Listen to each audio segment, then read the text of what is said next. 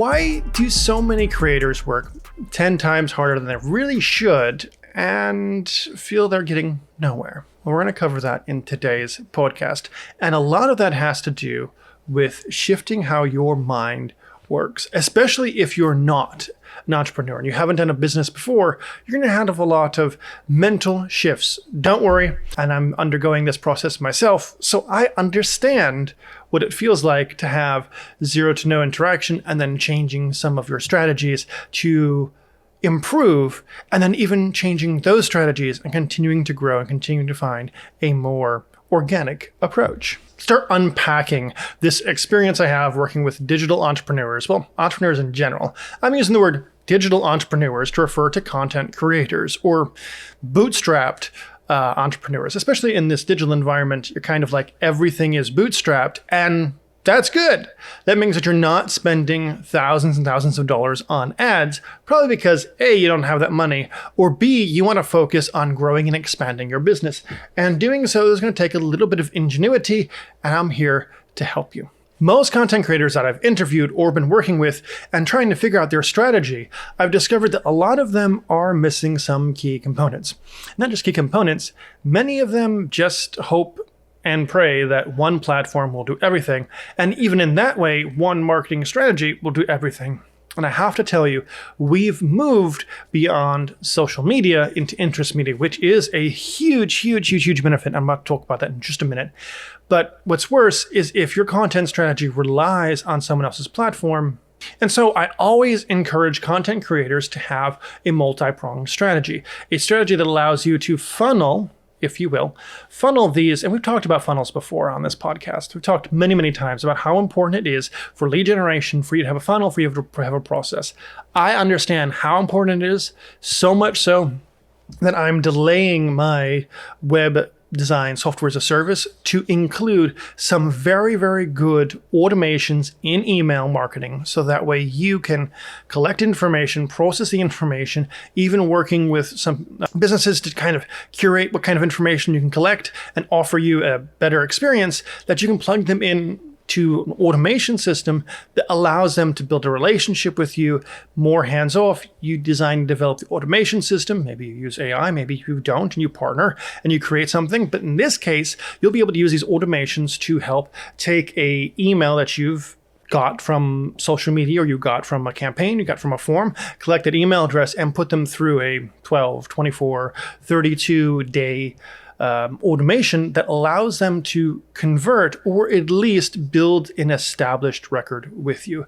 Building my software as a service and beginning to build that campaign, because that's what I do for clients. I build campaigns. And so it makes sense for me to build my own campaign. And I realized that all of these softwares that are out there that have the ability to do automations and things, they charge you an arm and a leg. And I really mean that these prices can skyrocket. And a lot of them have weird interfaces and don't really offer small businesses or entrepreneurs or businesses of any size the ability to really create their image in a way that's consistent. Now, many people will just use and jump on these mail programs or these web design programs and web app programs and, project management tools and accounting tools because they're kind of stuck. So if I can solve the problem and help you as an entrepreneur grow and help you as a content creator grow, that's what I want to do. Because not only am I offering you tools that are awesome, I'm using the tools. My entire website is designed in my software as a service. Now, granted, it's a backend based, and so it's the JSON, the YML that you would generate in the editor when the editor is available, the user component that allows you to modify pages and designs and parts and blah, blah, blah, blah. I don't want it to be like Microsoft Store and have Apple computers and taking transactions on Apple computers. No. If I build something, I want to build it enough so that I can use it and I know it solves my problem. Because if it does, then I become a giant case study for its success. And not just me. The number one success story for my clients right now is they hated their website, they moved over to my platform, and they love their website. That's the biggest success story in my opinion, especially since if you have positive morale, which we talked about in the last podcast, and you have a positive outlook on processes and parts of your company, if your website is dragging you down, you hate it, and you upgrade to my platform and you love it, you get an instant 20, 30% boost in your morale and general performance, and to be honest, in the performance of organic SEO components, like your listing on Google Marketplace, or your listing in Google search engine, or people are finding you through Instagram, and you're finding that your reach is going to grow. And that's the biggest success. Let's be honest, as a content creator, it's one of the hardest things to do if you do not have a community.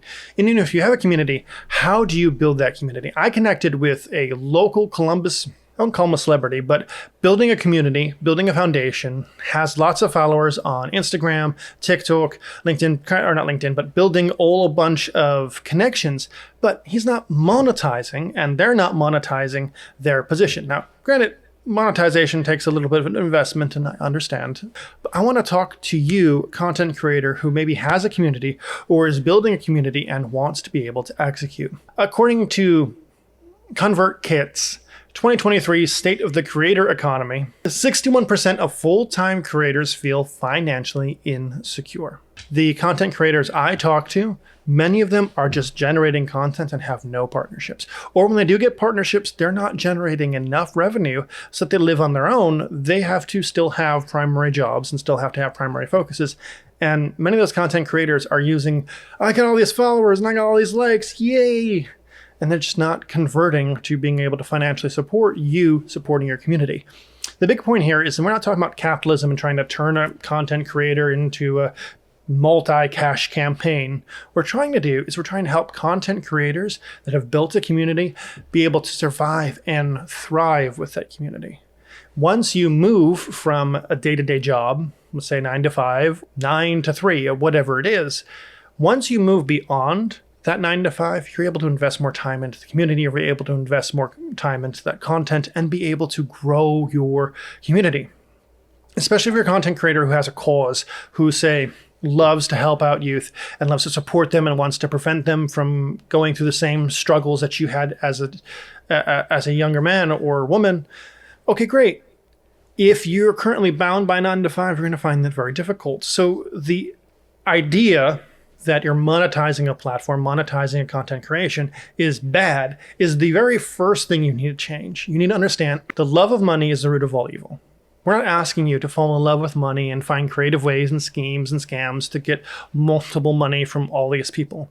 I'm saying money is a tool, and you can learn to use that tool wisely when you begin to monetize your content creation. And monetization simply means I have a product, I have a service that I know you want and you need, and I find a way to offer it to you in a way that both benefits you as the customer and me as the content creator. That's all we're saying. We're not saying register for my course that is meaningless to you and you're making $3,000 a course and you're stealing people's money. We're not saying that. What we're saying is you have a service, a offering to someone that they're already receiving, and you find what those are, you find out how to monetize those and craft those in such a way where not only do you get a personal benefit, monetary, but your community who's buying into it also gets a benefit. And that's the difference between content creation and content monetization, at least ethical content monetization, because we'll be honest, there are some people out there who are going to take your money, sell you the sob story, and you're going to believe in it, and then you're going to buy into it, and it's going to cost you lots of money. The first client that I got on the platform, they had bought a marketing university course that was, I think, $300 a month or $3,000 deposit plus $300 a month, and they were hosting their website. And I'll tell you, their website looked worse than a website built in front page, mostly because they just, A, didn't know how to build their website, and B, their entire website was just self-built. So it wasn't even built by this marketing agency. They just kind of sold this course and this hosting service and called it a day. And they didn't even do anything that was like cool. It was kind of like someone's fringe product that really looked like it hasn't been upgraded since the 90s. But my client bought into that and lost lots of money. So they called me up. I gave them a great deal. I have a service that they needed. I offered it to them, and their entire outlook has changed on their website. In fact, they got so excited they started asking for more projects and more things. That's the beauty of having a service and offering it to someone and being able to monetize. You're not going to be able to sell it to everyone. I get it. And you maybe want to help people and all those kinds of things. I get it. But there are people who are going to be able to support you and be able to encourage you and be able to uplift you with money. And I don't just mean prayer, and I don't just mean, hitting the like button or sending spiritual support to you. I mean, monetization is a real thing, and being able to exchange content creation for dollars in a way that works is how you grow communities, especially a social media centric community. Social media and content creation is a serious, serious opportunity to not only monetize, but to build a community and to support your community by offering more tools and features as they support you. That's the whole goal of content monetization. Linktree, they said 90% of creators earn less than $1,000 a month. Studies have also shown about mental health that creators often suffer always-on fatigue because growth equals algorithm dependent. See Journal of Media Business Studies in 2022. Please note, your growth should not be algorithm dependent. Just because you're getting more views, more likes, or less views, less likes should not change your monetization. But if you have no monetization platform and all you have is those numbers, those numbers are meaningless. They mean $0. Until you convert them, they mean actual money and actual monetary benefit to you and ethereal benefit and the benefit you're going to offer your customers to your customers without a actual line item saying this is how much I made from X posts, X campaign, X email landing page, etc. If you don't have one of these, you're not making money. You're not a content creator. You're just throwing stuff in the wind. And I say content creator, I meant content monetization, because I want you to be able to grow your community. I want you to be able to go out and reach people. I want you to be able to complete the mission and purpose God has in your plan.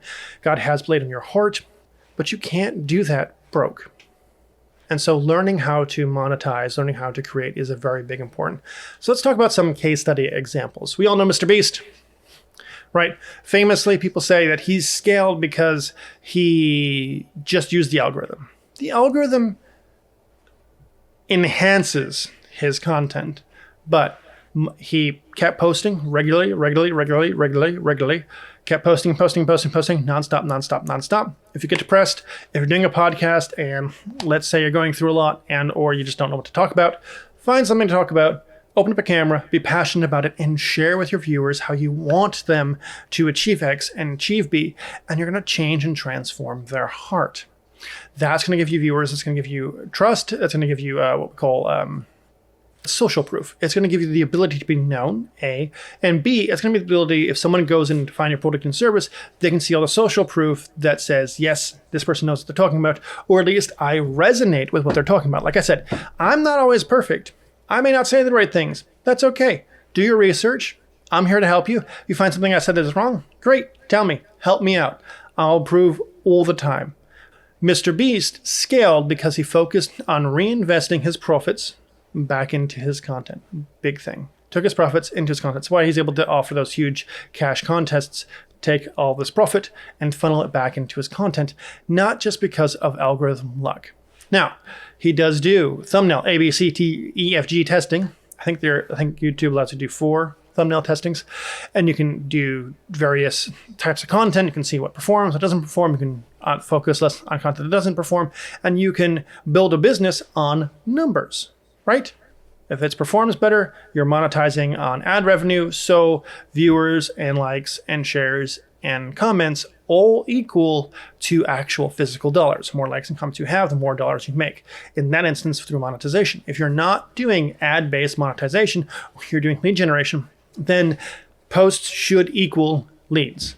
Posts should equal emails. Posts should equal X. Now, if you're building a content creation, you have no community, you have to start from scratch and you have to toil the ground a little bit to try to find what your audience is and try to connect with them. It's okay to struggle. It's okay to work through the toil. Content creators make it look so easy, but they too had time to toil. MrBeast had years of YouTube content before he's recognized and people started following and liking and growing and growing and growing. It's exponential. The more content you release that people can connect with, the more likely that they're going to attach to your content, like your content, and follow your content. If they don't find you because you have no content for them to find, then they're not going to follow you and they're not going to eventually be a lead.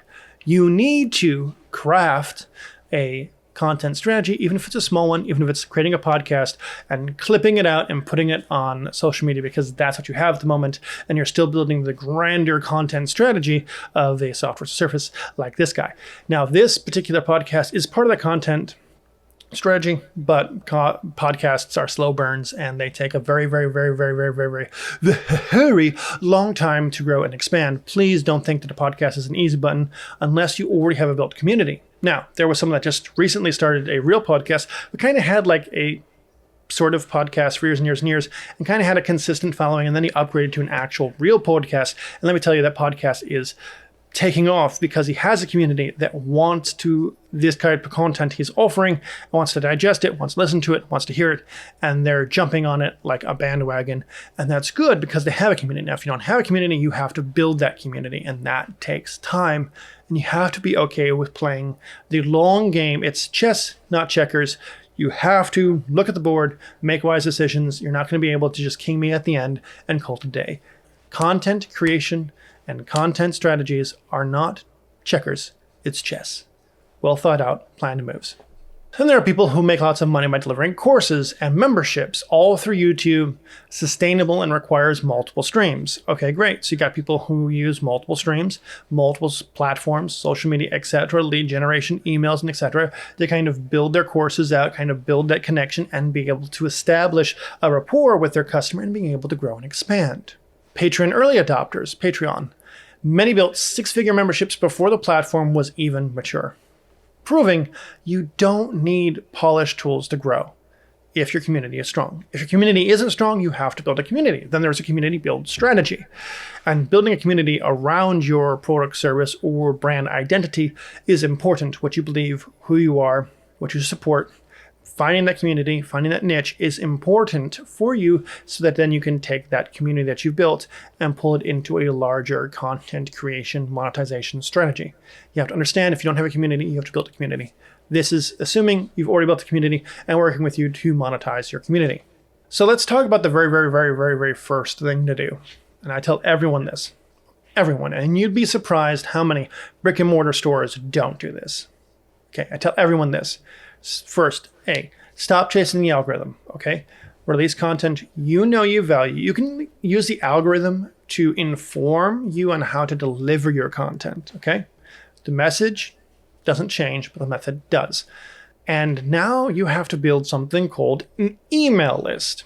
You'd be surprised how many people who are swiping credit cards are not collecting phone numbers, are not collecting emails, or worse, they're going to Square, Toast, or whatever, and you have to pay them a percentage fee to interact with those customers, etc. Not sure what Toast fees are, but I do know Squarespace requires you to pay, I'm told, a substantial amount, and it can be rather costly. You should collect these emails in your system. Pull them out of Squarespace, pull them out of Shopify, pull them into your own system, pull them into open source MailerLite or open source whatever, or MailChimp or something, and that way you have more control and you can control your costs. The moment you're platform dependent, whether it's Square, Toast, whatever, or even my platform. Now, I want you to be platform dependent because I want you to be in my ecosystem.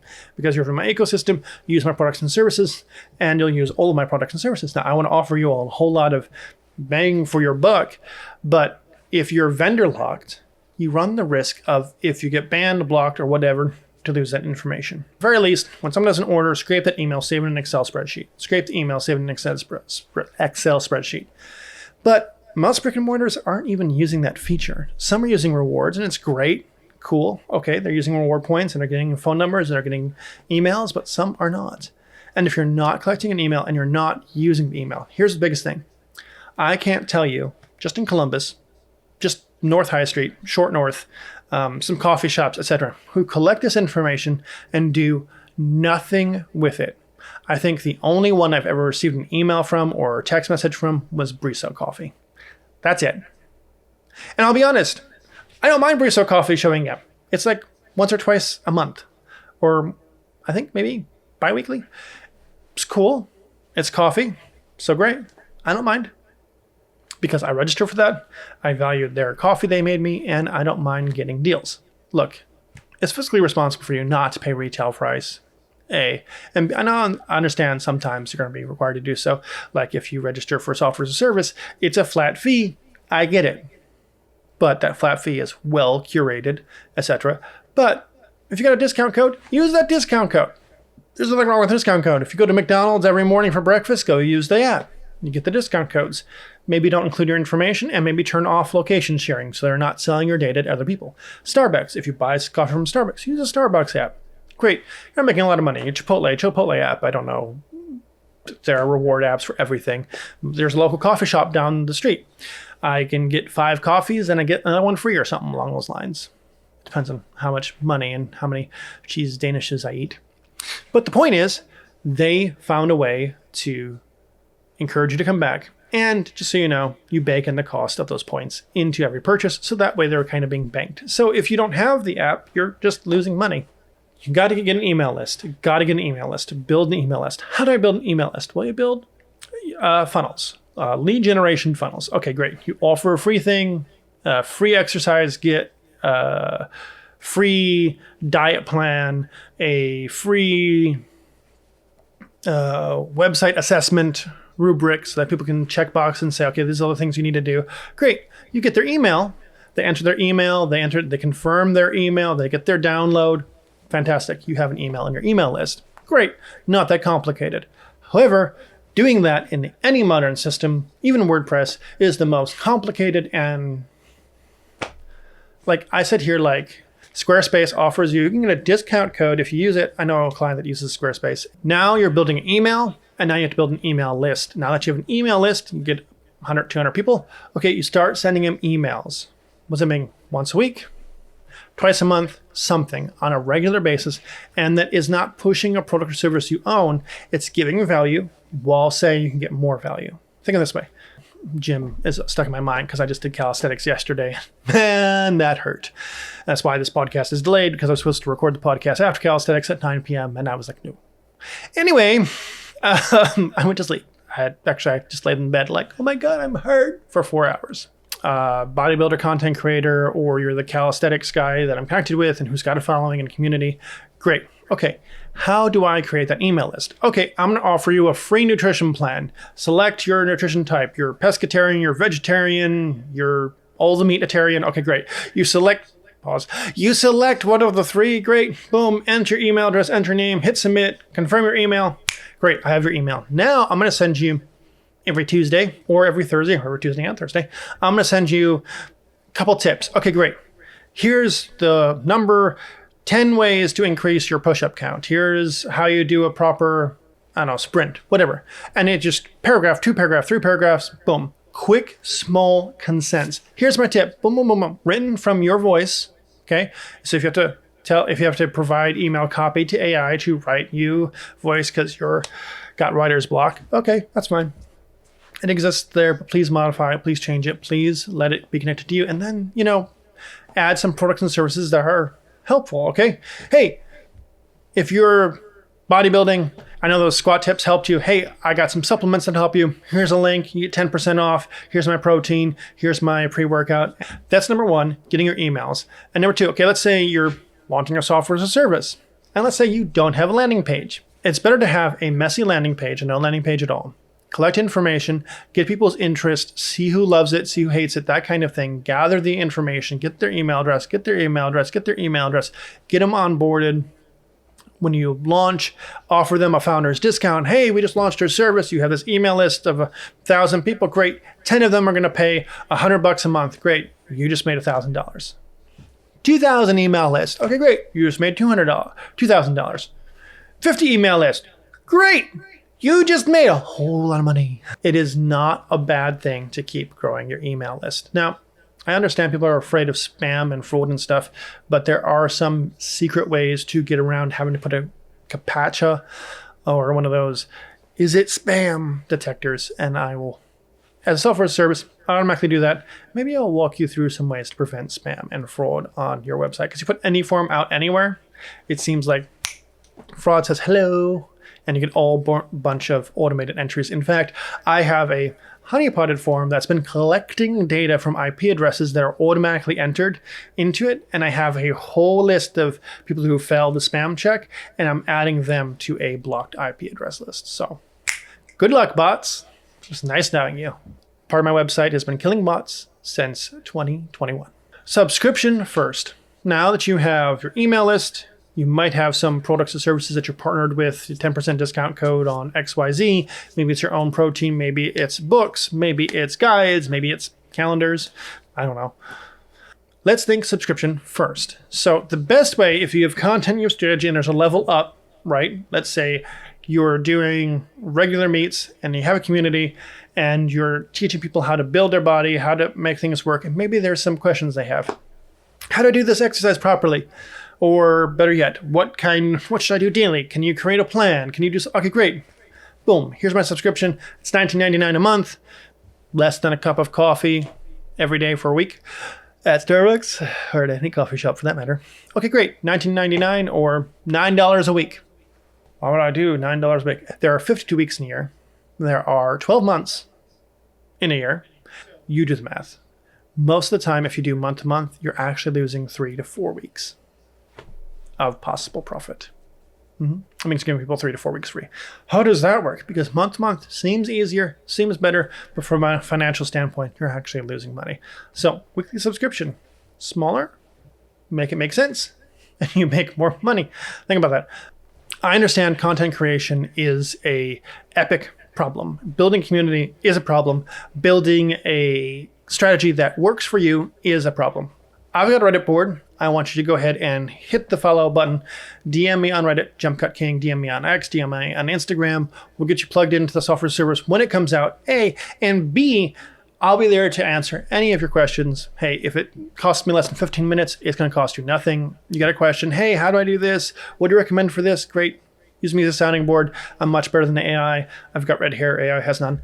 I'm at least a human being who can be helpful to you. So if you want some help, free of charge, all you have to do is DM me, leave a comment on the YouTube. I want you to build your community. I want you to build a success story. I want you to succeed in anything that God has put your hands to do. I want you to succeed. Next week, we're going to talk about the top three mistakes content creators make on their websites. And the number one, you're not going to believe the first one. You're not going to believe it. 100%. I don't believe it.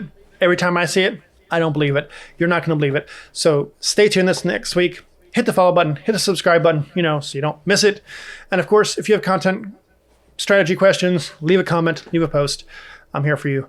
God bless. Let's pray for you before we go. I pray the Lord gives you peace. It gives you creative ability to pursue that purpose and that divine vision he has in your heart. I pray right now that whatever content strategy that he lays before your feet, whatever community that you need to build, that it begins to give you wisdom, understanding, and knowledge. It begins to empower you with the tools and the people around you to be able to equip you. I pray this in Jesus' mighty name. May his peace and patience be with you as you begin to do the seemingly impossible and generate content and begin to build that community and begin to take that step of faith. I pray that step of faith is not met with resistance, but instead is met with the power and the presence and the boldness of Jesus Christ and the Holy Spirit in you to break through that wall. I pray that in Jesus' mighty name. Everyone watch this podcast. We'll see you right next time. Don't forget 3 mistakes content creator websites are making. Actually, all websites are making, and you will not believe the first one. Anytime I see this mistake, I get so incensed. I almost virtually offered my services for free to fix this mistake. It made me so angry. So it's just, please. If you're making these mistakes, you have some serious problems. We'll fix them. Next podcast. I'll see you there on Create.